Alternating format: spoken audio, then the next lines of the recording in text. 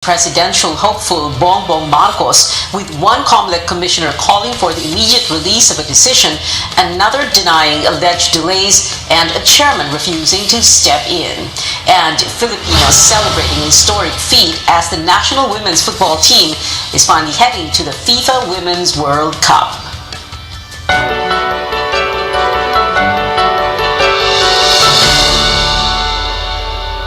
As COVID-19 numbers continue to decline, the government again relaxes restrictions in Metro Manila to alert level 2 beginning tomorrow.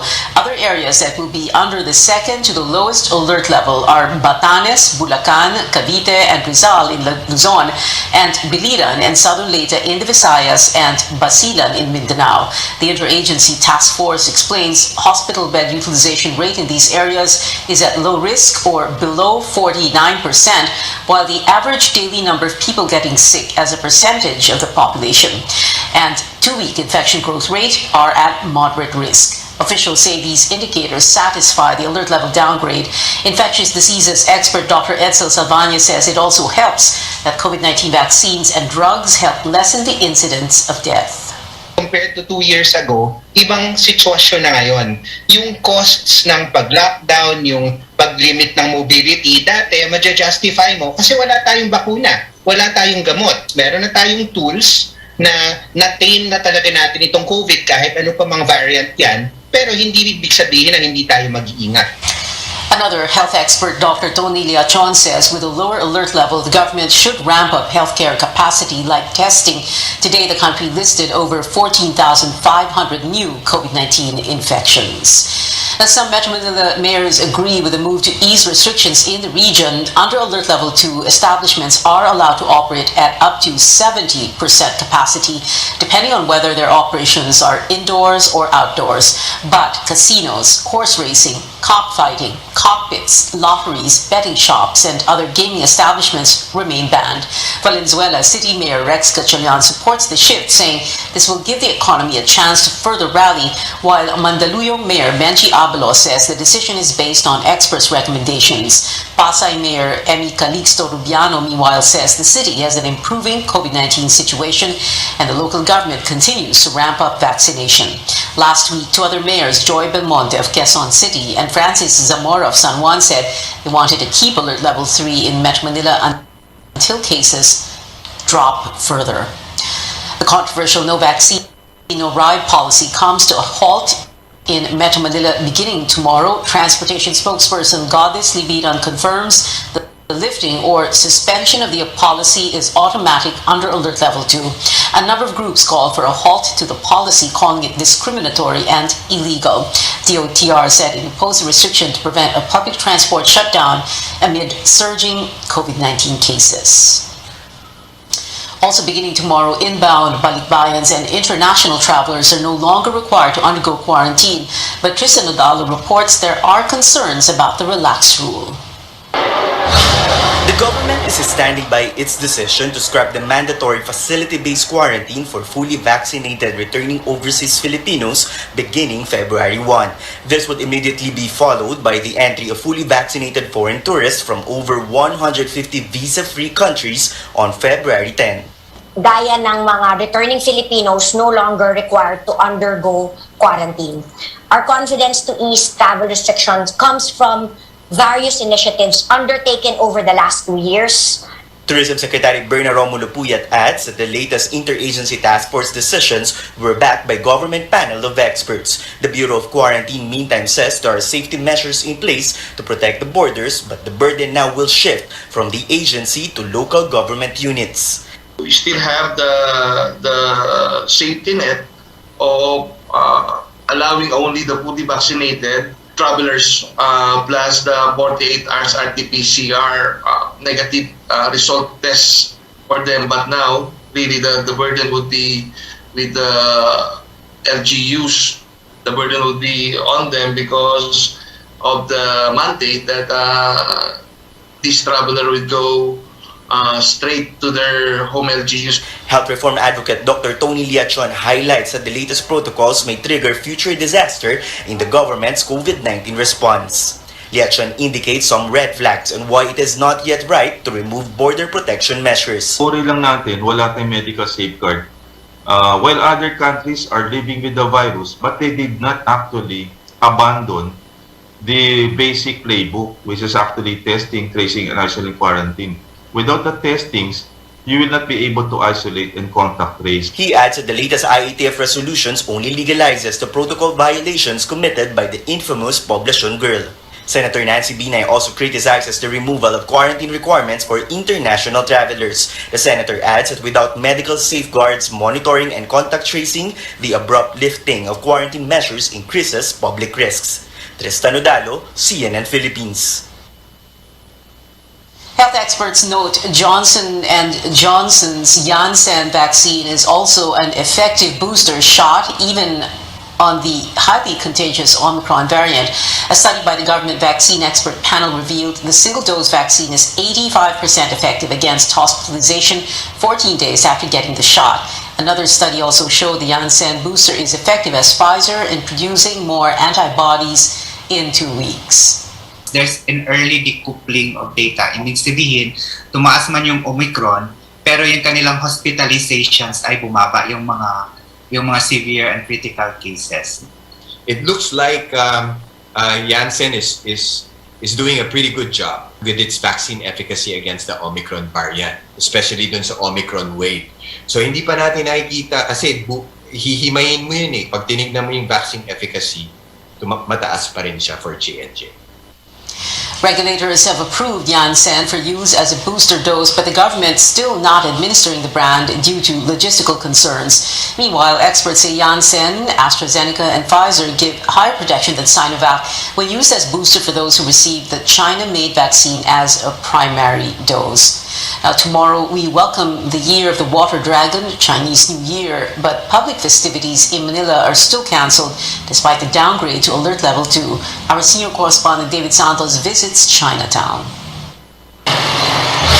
Streets are decorated with red lanterns in the world's oldest Chinatown. But for the second straight year, public celebrations for the Chinese New Year are cancelled. Performances that draw big crowds like lion and dragon dances are banned, and so are firecrackers and fireworks display. Sale of liquor is also not allowed. Pwede pa rin sila makapamasyal sa Binondo. Pwede namang may festivities in their respective homes, no? The crowd may be relatively smaller here in Binondo compared to previous years, but there's no stopping Filipinos, especially the Filipino-Chinese community, from keeping the traditions of their Chinese ancestors alive. Patrons continue to flock shops selling Lucky Charms along Ongpin Street. Hanging ornaments for doors of homes and businesses still enjoy brisk sales. The cheapest ones, with the tiger accessory, since it's the year of the tiger in Chinese astrology, are sold at 50 to 80 pesos each. These ornaments for prosperity are also being peddled in the streets: ginger, taro, mandarin orange, and pineapple. Kasi ang pinya, maraming mata, di ba? Parang bantay sa mga monitor niya yung parang CCTV, monitor niya yung mga masasamang espiritu. To fight off illnesses, there's the golden wulu or holo for good health. Others want charms to counter bad luck. Some seek feng shui tips for an auspicious year. Kasi pandemic, honestly, our business is kind of affected. So, to get rid of the negative side. Maganda naman, mag-anon sa dating ng biyaya. Wala naman kasing masama kung maniwala ka di ba? And of course, loads of food from hopia, dumplings, round fruits, and tikoy, which according to this one vendor, sales have yet to pick up. Kasi kung dati, walang pandemya, mga ganitong araw, humahataw na po kami. Kasi yung mga taga-ibang lugar po, may mga suki kami taga Laguna, Cavite, Batangas, talagang lumuluwas sila, bumibili ng maramihan. Kailangan ituloy natin siya para at least ma-feel man lang natin na kahit may pandemic, we still have the positivity to continue on with our lives. But more than the traditions, hard work and discipline and having a strong faith, many believe will bring us through in any adversity. David Santos, CNN Philippines. World headlines now: 37 more Olympic personnel tested positive for COVID-19 days before the Beijing Winter Games, among them athletes and team officials. The Beijing Organizing Committee says 28 persons tested positive for COVID-19 upon arrival at the airport, while the remaining 9 were already inside the closed-loop system designated for participants and staff. 176 Olympic personnel have caught COVID-19. The Beijing Games will begin on Friday, February 4th. North Korea has fired its longest-range ballistic missile in 5 years. Officials report the Hwasong-12 missile reached a height of 2,000 kilometers and a range of 800 kilometers before falling into the waters of the Korean Peninsula on Sunday. North Korea says the launch was just a test fire to inspect the ground-to-ground missile and check the accuracy of the weapon system. It is Pyongyang's 6th ballistic missile this year and its longest test since 2017. And in the United States, former President Donald Trump hinting at a possible second term. Trump says if he wins in 2024, he would consider pardoning those who were charged in connection with the deadly attack at the U.S. Capitol January 6th last year. He says rioters are being treated, quote, so unfairly. The U.S. Justice Department has charged over 700 people linked to the U.S. Capitol riot. Up next on Newsnight, lawyers recommend Estafa charges against a number of family officials, but spare some familiar names linked to the controversial deal with a medical supplier. And an update on Rowena Guanzon's public dispute with fellow Comelec Commissioner Amy Ferolino on the Marcos disqualification case. Keep it here on CNN Philippines.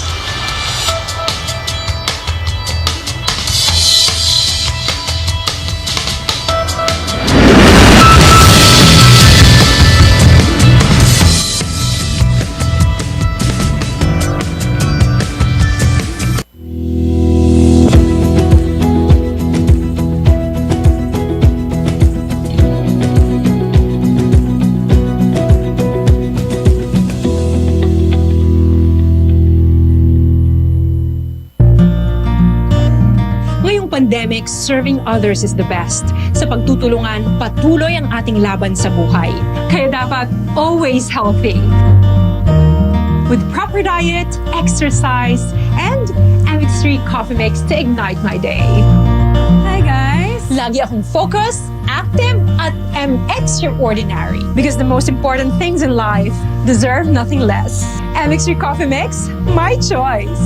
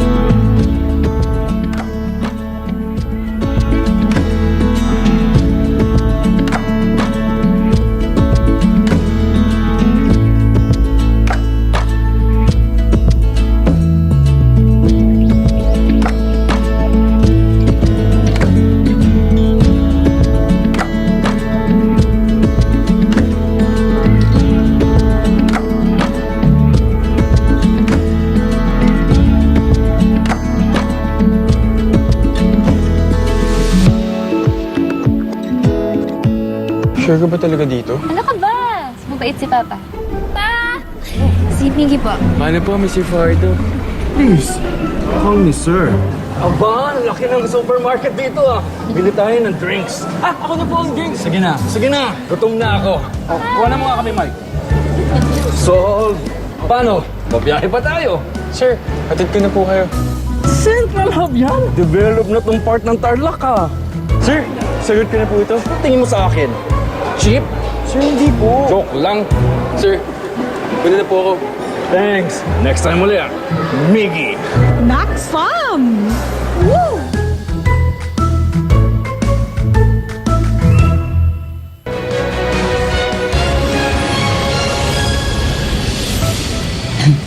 Welcome back to Newsnight, where we go above and beyond. Welcome back to Happy News Night, where we go above and beyond the headlines. The House Committee on Good Government and Public Accountability has recommended the filing of syndicated estafa charges against 6 officials of Pharmaly Pharmaceutical. This even as the panel found there was no overpricing the multi-billion peso purchase of COVID-19 supplies. The Pharmaly officials recommended to be charged are its president, Wang Tzu-yen, director Lincoln Ong, siblings Mohit and Twinkle Dargani, Justine Garado, and Crizel Grace Mago. The committee says they should be held liable for getting supply contracts even if they were grossly unqualified to do so. The panel also recommended charges of falsification of public documents against George Mendoza and Mervyn Ian Tankitik of the Budget Department's Procurement Service. House Committee Chairman Michael Aglipay said there was not enough evidence to sue former Presidential Economic Advisor Michael Yang to sue or to recommend charges, and ex-DBM Undersecretary Lloyd Christopher Lau both linked to the controversial deal. Ang sagot ko po dyan sa tanong nyo kay Michael Yang at kay Christopher Lau, insufficiency of evidence. The evidence does not warrant or is not enough for cases to hold. The House panel also recommended that DBM's procurement service be abolished since all government agencies have their own procurement department. Meantime, Senate Blue Ribbon Committee Chairman Rich Gordon has yet to release a preliminary report on their own investigation. He announced last week that he will present the initial findings today, but it was not on the agenda of the plenary session.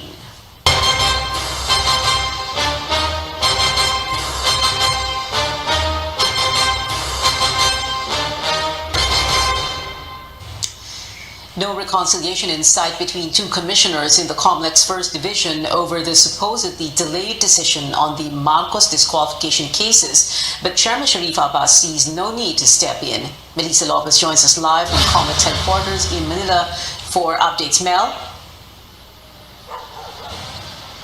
PR retiring Commissioner Rowena Guanzon today released her separate opinion which discussed why she voted to disqualify Bongbong Marcos from the presidential race even though her colleague has yet to draft the official decision. Breaking convention, Guanzon released to media a 24-page document discussing why she thought the former senator should not be allowed to run. While she sided with the Marcos camp in shooting down petitioners to say that Marcos was not sentenced to jail nor deemed perpetually disqualified from holding any government post due to his tax conviction, Guanzon says Marcos's failure to file income tax returns for 4 straight years while he was Ilocos Norte vice governor and eventually governor was a crime of moral turpitude or against good behavior, which is one of the grounds to reject a candidate. Without his ITRs on record, Guanzon says Marcos robbed government with the opportunity to check if he paid the right amount of taxes. Guanzon began the day with a mass joined by a number of supporters clad in purple. But even that did not stop her from targeting decision writer Amy Ferolino again. She says Ferolino is part of a conspiracy to invalidate her vote against Marcos. Kung ang kabagalan ni Commissioner Ferolino sa pagsusulat ay dahil mabagal po siya magsulat, may problema po siya sa kakayahan niya. Hindi siya dapat ng komisyoner kung hindi niya kayang sumulat ng desisyon sa loob ng 7 o 15 dias. Kaya sinasabi ko, Commissioner Ferolino, sagutin na natin ang taong bayan. Kung hindi ka nasuhulan, ilabas mo na ang resolusyon bago ako mag-retire. Guanzon believes Ferolino is deliberately delaying the release of the Marcos decision beyond her retirement on Wednesday, February 2nd. She also calls upon Chairman Sharif Abbas, who is also retiring this week, to intervene. But the chairman is not giving in.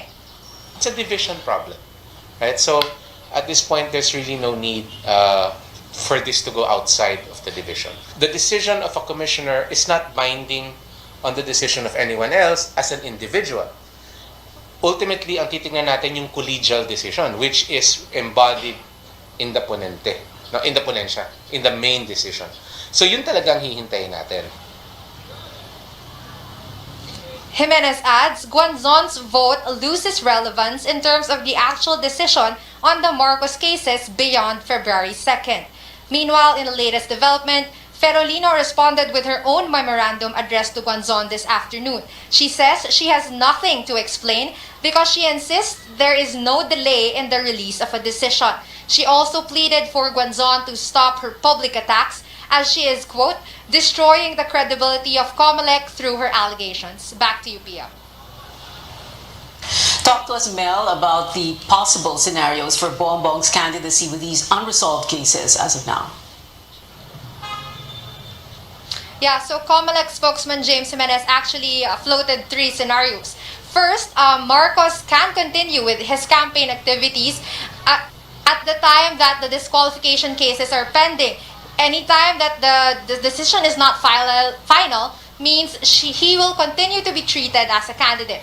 Second, if Bongbong is disqualified anytime until just before the proclamation of winners in the race, his votes will not be counted. Instead, it will be considered stray. Although he has this option to nominate a substitute, provided that person has the same surname, Marcos, and comes from the same party. That can be availed until noon of May 9. And third, if he wins the race, he is proclaimed as president but gets disqualified after, it's already the rule of succession which will apply, which means the vice president will take over. Back to you, Pia. Melissa Lopez there reporting. The Philippine National Police now validating a threat to assassinate presidential aspirant Bongbong Marcos, which was posted on social media app TikTok. PNP Chief General John R. Carlos says a representative of Marcos is already in touch with them and that they would act based on their validation. Justice Secretary Menardo Guevara had earlier said the National Bureau of Investigation is now probing this supposed assassination plot. Marcos' spokesperson praised the NBI for its swift action on the threat and said the former senator is not scared. Iwa, the Kabataan party list, which was featured in the TikTok post, denies any involvement. The group, as well as the Akbayan party list, sees the supposed assassination plot as a ploy to distract the public from the Marcos disqualification cases. Presidential aspirants take a stand on more issues as the elections draw near. Manila Mayor Isko Moreno says he will not allow the International Criminal Court to prosecute President Duterte for alleged abuses under the administration's bloody drug war. Moreno argued the ICC cannot prosecute in a country where there is a working justice system.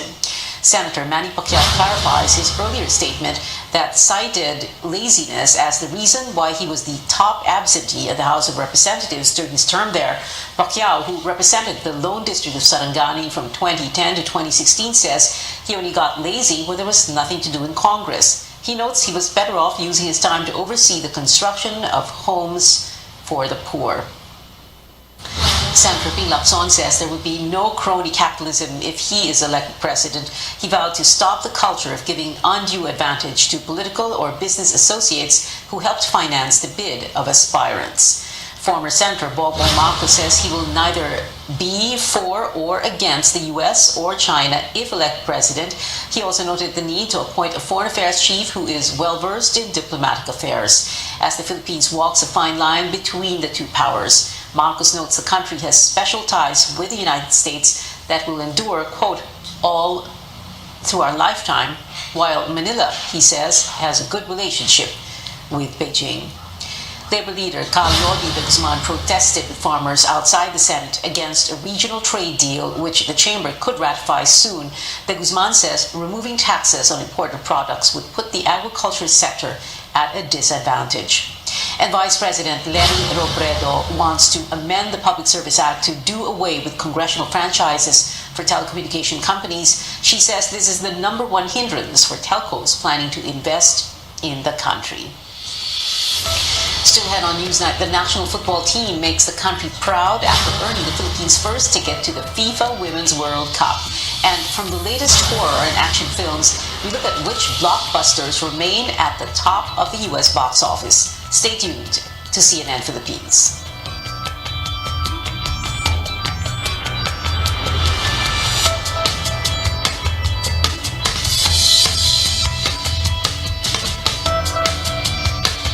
Formula. It has high protein, high fiber, high calcium with vitamins and minerals to help nourish the body and to support the daily needs of adult nutritional supplementation. Emphasol Platinum. Get more, be more. Sure ka ba talaga dito? Ano ka ba? Mabait si Papa. Pa! Si Miggy po. Paano po, Mr. Fardo?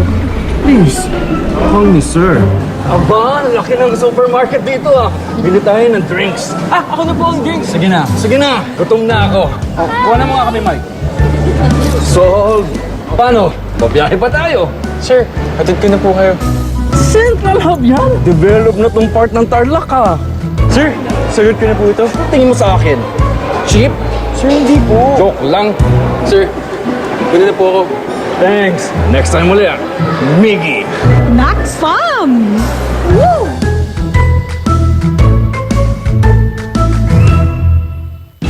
Amid the darkness, look on the bright side.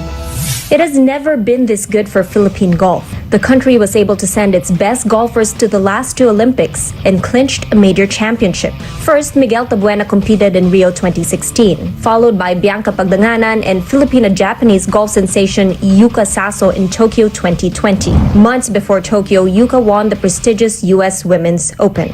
With Philippine golfers breaking through on a global stage, the country's golfing community thrived and became vibrant. It's always an honor to play for the flag. There's always a different feel of playing for something bigger than yourself. It's really great to see how much golf has taken off, especially last year. It was a tough year for everyone, but I think golf is one of the sports where you could implement safety protocols. Since 2005, International Container Terminal Services Incorporated, or ICTSI, has been supporting the training of Filipino golfers, including the staging of pro circuits by Pilipinas Golf. ICTSI and PGT, LPGT are doing a great job providing the professional golfers to have a tour in Philippines. Me, Yuka, and Bianca would 100% agree that we wouldn't be where we are now without ICTSI. Over the years, golf greats like Jennifer Rosales and Frankie Mendoza and current superstars like Yuka, Bianca, and Miguel have gotten support from ICTSI and Pilipinas Golf, helping them achieve their goals, including the promotion of Philippine golf worldwide. With ICTSI's support, golf is the silver lining in Philippine sports. I'm Sam Sidwani, CNN Philippines.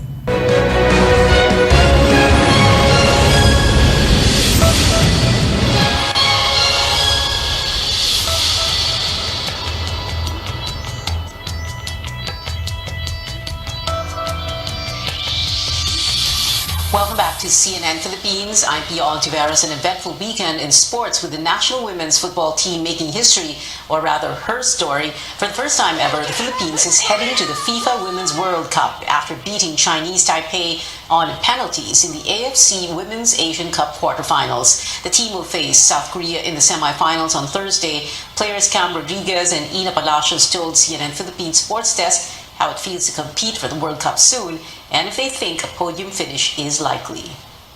Last night, medyo parang it just felt like a game, but waking up today and knowing that we're in the World Cup, no words for it. It's every footballer's dream. Our biggest asset as a team is our defense, and we'll work through that, and I know everyone will be disciplined. In the next, I will claim it, 2 games that we'll have, it's possible. We can.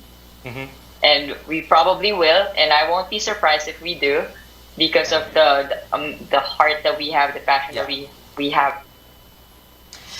The Australian Open Finals yesterday also seeing a record-breaking milestone. Tennis superstar Rafael Nadal, now the sole record holder for the most career men's singles Grand Slam titles. This is Nadal's 21st major championship, breaking a tie for the most all-time with his rivals Roger Federer and Novak Djokovic. The Spanish athlete won the title after a grueling 5-set battle with Daniil Medvedev. And the U.S. box office, meanwhile, had a quiet weekend with January coming to a close, and as it turns out, it was another easy top spot on the charts for this superhero film. CNN's David Daniel reports.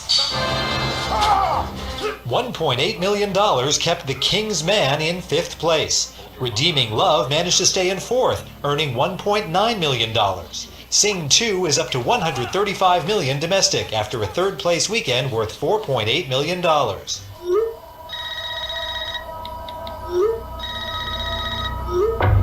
Scream settled for 2nd place, scaring up $7.4 million. There are dangers to our universe. Nothing can stop Spider-Man No Way Home. The blockbuster made another $11 million for a domestic total of $736 million, closing in on Avatar for third place on the all-time chart. In Hollywood, I'm David Daniel. And that's it for now. Join me again on News.ph at 7 p.m. I'm Pia Ontiveros for Newsnight, where we go above and beyond the headlines.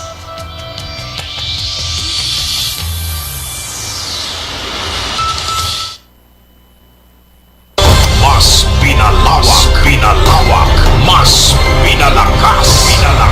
RPN sa iba't ibang mga lalawigan. DZRL Patay, DZBS Baguio, DZKI Iriga, DYKB Bacolod, DYKC Cebu, DXKS Surigao, DXKD Dipolo, DXKO Cagayan de Oro, DXKT Davao, DXKP Pagadian, DXXX Zamboanga, DXDX General Santos. RPN Radio Philippines Network, DXKD Dipolo Radio Ronda, member kapisanan ng mga broadcaster ng Pilipinas.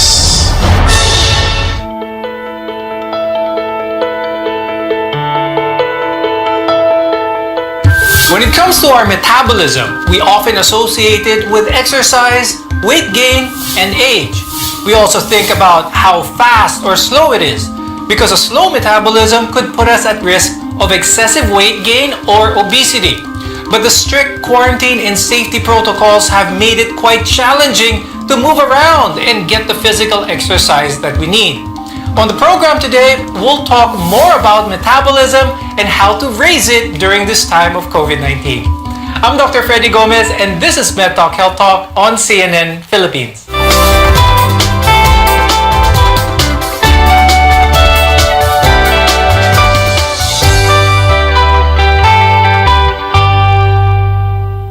Metabolism is the process in which our bodies convert what we eat and drink into energy. What are practical ways to boost our metabolism in today's reality? Let's welcome our guests for today. With us is Dr. Eduardo Yambao Jr. He's a cardiologist from St. Luke's Medical Center and the Asian Hospital and Medical Center. Also with us is Dr. Roberto Mirasol, who's an endocrinologist from St. Luke's Medical Center and Manila Doctors Hospital. Thank you both for joining us once again on the program. Let's start this very interesting discussion. I'll start first kay Dr. Bob. Could you discuss the impact of obesity on our health? You know, it's really a growing problem here at home, and the condition can leave us vulnerable to a number of serious health problems. That's very true, Dr. Freddy. In fact, obesity is increasing in the Philippines right now. Among Filipinos, it's about 26% overweighted obesity as of recent statistics. It has been shown that a lot of complications are associated also with being overweight or obese. First and foremost would be an increase of risk for diabetes, hypertension. These are chronic diseases. You also have an increased risk of strokes for patients who have being overweight and obese. And of course, pulmonary problems being associated with overweight, sleep apnea, an increase of gallstones as well. Recent research also suggests that obese people are 80 times more likely to develop type 2 diabetes than those with a normal body mass index. Dr. Ed, how does this happen? 80 times more likely. That's a very big number. Yeah, that's quite big. And Dr. Freddy, because in obese patients, there is an increased amount of inflammatory markers and other substances that leads to insulin resistance or the inability of the body to use the blood sugar. Insulin resistance can cause destruction of the beta cells of the pancreas, which is the one that produces insulin. And this in long term can lead to diabetes. Okay. Now, a recent study by the WHO says that COVID-19 patients with obesity are more likely to experience severe outcomes or severe symptoms. Dr. Bob, tell us more about this, and do we have to worry about severe COVID if we've experienced excessive weight gain? Yes, we're seeing a lot of our COVID patients who are obese and actually practically not doing very well. In fact, these are the patients who actually have a lot of complications from the COVID illness. And there are several reasons for that. One is perhaps these patients also have diabetes and also have hypertension and cardiovascular disease. So they're more prone to illness and more prone to problems with COVID-19. And has been also shown that most patients will have greater ventilator days. They will be intubated more, they're obese or overweight, because their pulmonary function is actually affected when you're obese. And this is associated with increased risk of ventilator days for our patients, intubated, and more toxic or more complicated cases of COVID-19. In order to do that, let's talk about the processes that make up our metabolism, or how it makes it happen, or how our bodies expend energy for that matter. Now, it can be broken down into basically two, which is catabolism and anabolism. Dr. Ed, let's briefly explain what catabolism is. Catabolism is the breakdown of complex nutrients into simple ones. This leads to production of energy and power that we can use in our day-to-day activities. Okay, so catabolism occurs when we digest food. Now, Dr. Bob, what happens when our bodies don't get the food or fuel that is needed? So when we don't eat the food that we're supposed to take in, what happens is you develop low blood sugars. And these low blood sugars will now elicit a response of an increase of your what we call hormones, such as adrenaline and steroids, to increase your blood sugars. The next step would be to burn your substitute, which is your fats. Now, on the other side of the spectrum naman, or of the process, is anabolism. Dr. Bob, tell us naman about what anabolism is. Anabolism is when it generates, when you need energy and you form cells. That is anabolism. And there are certain hormones which are responsible for anabolism. Growth hormone is one of them. The second would be your insulin, and then also estrogen and testosterone. All of these hormones lead to increase of cells and will make your metabolism of your body. Dr. Ed, gaano ka-importante itong mga hormones na to, and how can our viewers make sure that these hormones are in balance or in check? Okay, these hormones are very important because it regulates our body function. If one is more than the usual number that is needed in our body, it can lead to certain dysfunctions. And our patients should look into some telltale signs that they have hormonal imbalances. This could include problems with concentration, sudden weight gain or sudden weight loss. And these are the signs that our hormones are not in tune and should prompt our patients to consult their doctors. Yes, that's correct. Now, there are many factors that can affect our metabolic rate or the rate of metabolism. When we return, we'll go through some of them and the most important ones. Stay with us on Med Talk Health Talk, only on CNN Philippines.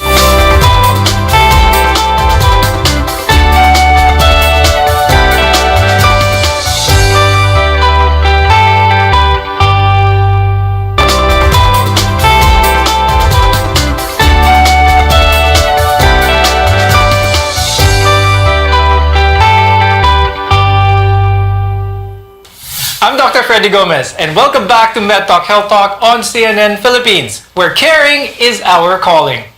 We all need energy to work, to think, to move. Our body requires a certain number of calories to keep it functioning while performing these basic functions in order to stay alive. Dr. Ed, what should our viewers understand, or what is important to know about someone's basal metabolic rate?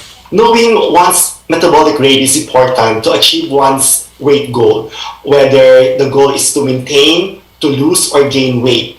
The metabolic rate is one of the factors that determine the amount of calories one should be consuming in order to achieve this goal. Like, for example, if a person wanted to lose weight, then he would need to eat less than his basal metabolic rate or maintenance calories. Now, this question is for Dr. Bob. Can you share with us some of the activities that can boost someone's metabolism? Yes, we need to make our patients move and exercise. It's one way to make increase the metabolism of our patients. Actually, even just by mere fact that you are standing is also expending a lot of calories, and standing more will increase your calories. Also, walking more I think will increase your calcium, speed up your metabolism as well. And there are also certain instances wherein there's a way to eat. So if you eat properly, such as eat proteins, this can also increase your metabolic rate. Drink a lot of water. This can also increase your metabolic rate. Also, eat a well-balanced diet. That was good that you mentioned the activities, but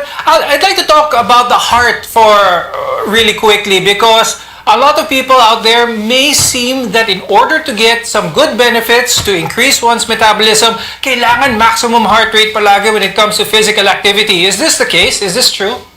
No, it's actually pwede siyang short burst, what we call high-intensity training, short burst of intensive exercise, and then burst of activity. This will increase the metabolism faster. Yes, that's right. So it doesn't really need that much intensity to get good benefits, especially for your heart. Now, there are also some other factors that can affect one's basal metabolic rate, and one of those is genetics. Dr. Ed, is that the be-all and end-all kapag mababa ang metabolism ng isang tao, ganun na siya habang buhay? Basal metabolic rate varies between people. Some have a faster metabolic rate than others, and these variations in metabolic rate and even body weight can be due to some variants in the person's DNA, which means that genetics do have a role in a person's metabolism. Bakit kapag mas tumatanda isang tao, Dr. Ed, mas bumabagal din ang metabolism niya? And what can we do about this? Okay, as one age, the amount of muscle mass, which is an important organ that consumes our energy, decreases. And usually, there's also an increase in the fats in the body when one grows old. And these factors can lead to a slower metabolic rate. But we can do something about this, like diet can also have a role in metabolism as well as physical activity. Now let's go on to what we can do to boost our metabolism, and one factor that we should talk about is the diet. Dr. Bob, umpisahan natin, what can people eat? The protein and fat will increase the metabolism, and these are building blocks of our muscles, and we all know that protein is very important. The second would be to take a lot of water, especially cold water. Some studies have shown that also caffeine in coffee or tea, of course not in excess, can also boost your metabolism. Now, there are several studies that suggest that inadequate sleep can lower our metabolic rate and increase our likelihood to gain weight. But in today's reality, sleep might be hard to come by with COVID-19 related stressors. Dr. Bob, what are some practical tips that you can share with our viewers for them to get high quality sleep? So what I advise my patients is, number one, to stick to a sleep schedule. I ask them to sleep the same time each day, and then make the room a bit comfortable. So throw down the blinds or the curtains so that it will be dark, low light, and then good, comfortable pillows and mattresses for you to be able to sleep. And then also pay attention to what you eat and drink. So avoid alcohol, avoid coffee or tea just before you go to bed. And this will all help in terms of you eating. And then also limit your daytime naps. Some of my patients will tell me, I can't sleep at night, but actually they're sleeping more in the afternoon. So of course, this will all reduce. And the last one would be actually to indulge in physical activity, but not before sleeping, but earlier on, and that you will be able to sleep a good night's sleep. Now, that was a very interesting conversation on metabolism, and I'd like to thank our guests for today, cardiologist Dr. Eduardo Yambao Jr. and endocrinologist Dr. Roberto Mirasol, for guiding us on this topic that we had. Regular health check is vital during this time, but why is it important to have a good relationship with our doctor and to get medical advice regularly? More on this when we return. Your health is our mission here on MedTalk Health Talk. You're watching CNN Philippines.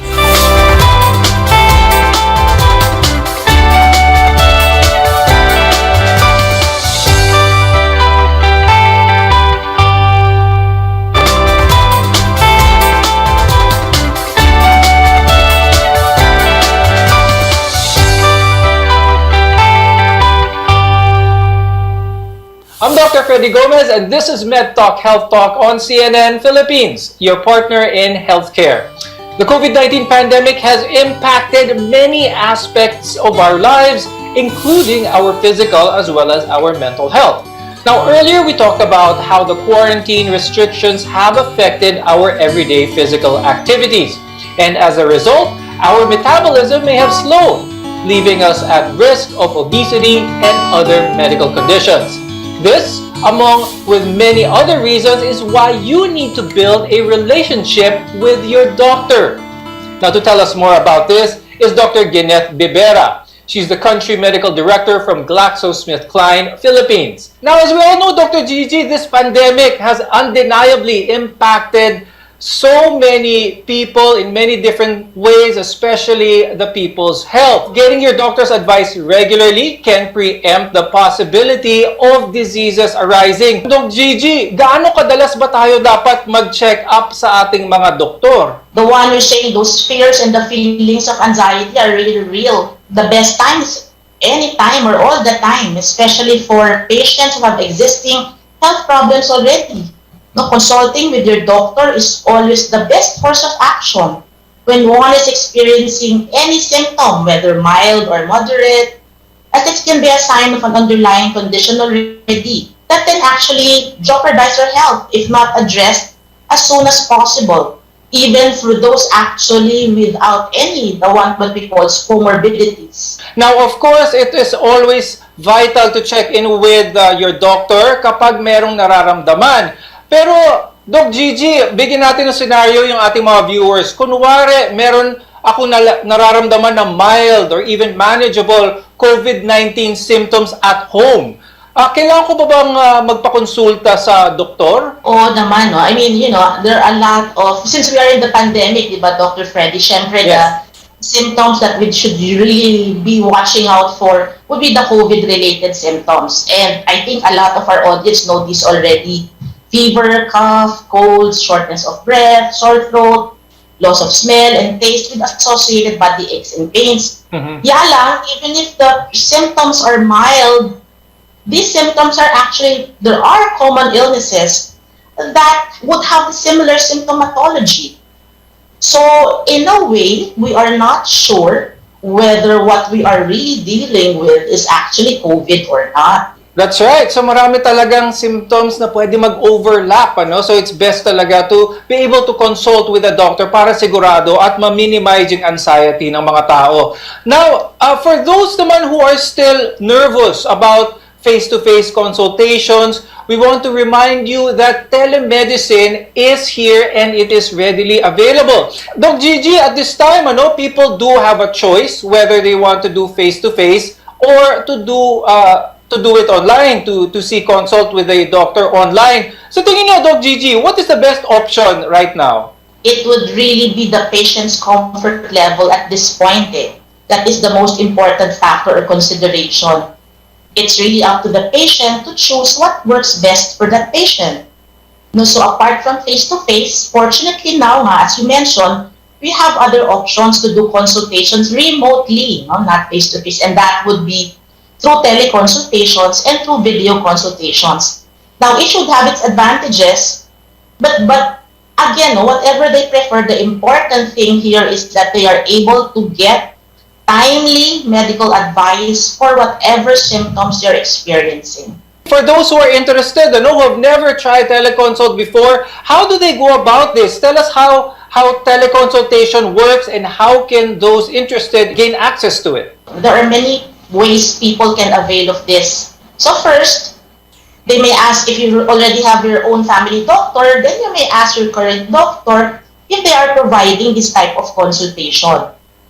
Or for patients naman who have like a health card membership, they can also contact their service provider. Now, if they don't have both, then they can call their nearest healthcare facility and ask if they offer teleconsultation or video consultation services. There are really a lot in online. They can look for directories that they can look up online, which will really help them consult with a doctor. Are there any things that our viewers need to consider before arranging a teleconsult with a doctor? First, the gadget. At least a telephone, you have a mobile phone. And of course, it also helps to have a stable internet connection and an environment conducive for consultation. Now, they can also prepare a list para mas madali. No, they can prepare a list of questions already that they want to ask so that they can really maximize their time with their doctors and maximize the session. Ultimately, whether through face-to-face consultation or telemedicine, checking in with your doctor every so often is key here. Now, how do you think this proactive mindset, Doc Gigi, will help the country's healthcare sector? It's really like a change of mindset. No? We really need to teach these patients that first and foremost, the priority is their health and wellness. And that has to be ingrained in their minds already. And we should be doing away with self-medication, no, and in any symptom that we are feeling and experiencing, dapat isipin na natin, I need to consult my doctor. So the emphasis really here is for people to always take care of themselves. Again and again, we should be reminding them that by seeking, as you mentioned earlier, Dr. Freddy, timely medical advice for any symptom that they're experiencing, their doctors will be able to address an underlying condition as early as possible. And that way, in their own little way, they are potentially avoiding more resource-intensive treatments, in turn helping ease the burden on the country's healthcare system, which we already now very much under too much pressure due to the pandemic. Before we go, Doc Gigi, any tips on forming a good relationship naman with the viewers and their doctor? No, so I leave our audience with the 3 points to keep us their mindset. The first, just a little bit of, just to remind them again, take care of yourselves, prioritize your health and your wellness. Second, never ignore your symptoms. Third, well, yes, you always keep your communication line with your doctor open. Do consult your doctor early, especially now that you have been given options on how to do it, whether face-to-face or through teleconsultation. So as I always say, in this pandemic, anything goes. The only wealth that we have is our health, so do take care of it. And with that, I'd like to thank Dr. Ginette Bibera of GlaxoSmithKline Philippines for being with us today. Marami pong salamat sa inyong helpful insights at very timely and practical tips for our viewers. Thank you, Dr. Freddy. Remember, it's never too late to get your health back on track. Work with your healthcare provider to come up with a plan that suits you. I'm Dr. Freddy Gomez, and I'll see you again next time.